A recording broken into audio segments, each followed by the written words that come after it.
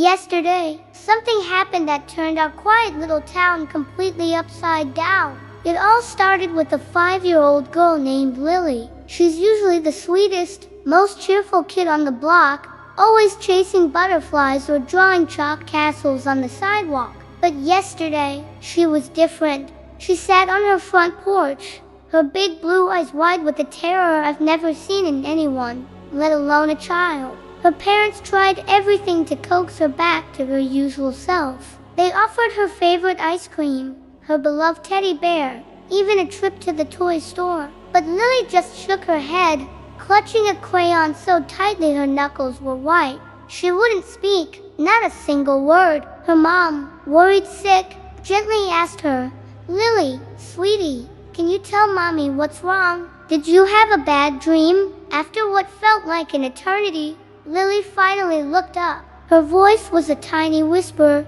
barely audible. "It wasn't a dream, Mommy." She then began to draw, her crayon moving frantically across a piece of paper.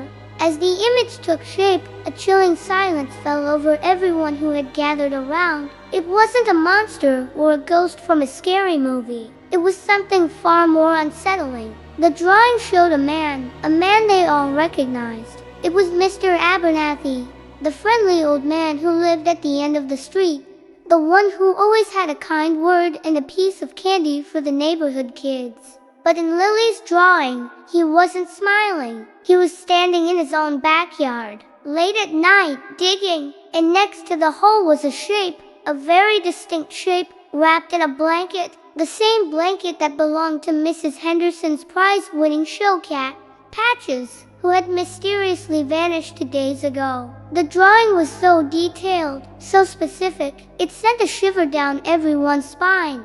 No one wanted to believe it. Mr. Abernathy, impossible. But Lily's terror was too real to ignore. She kept pointing at the drawing, her little finger trembling as she whispered. He was smiling, but not his happy smile. The police were called, not because they believed the child's drawing, but because the unease was too thick to ignore. What they found later that night, well, let's just say sometimes the most terrifying truths come from the mouths of children. Thanks for watching, and if you found this story as chilling as I did, make sure to hit that like button and subscribe for more. See you next time.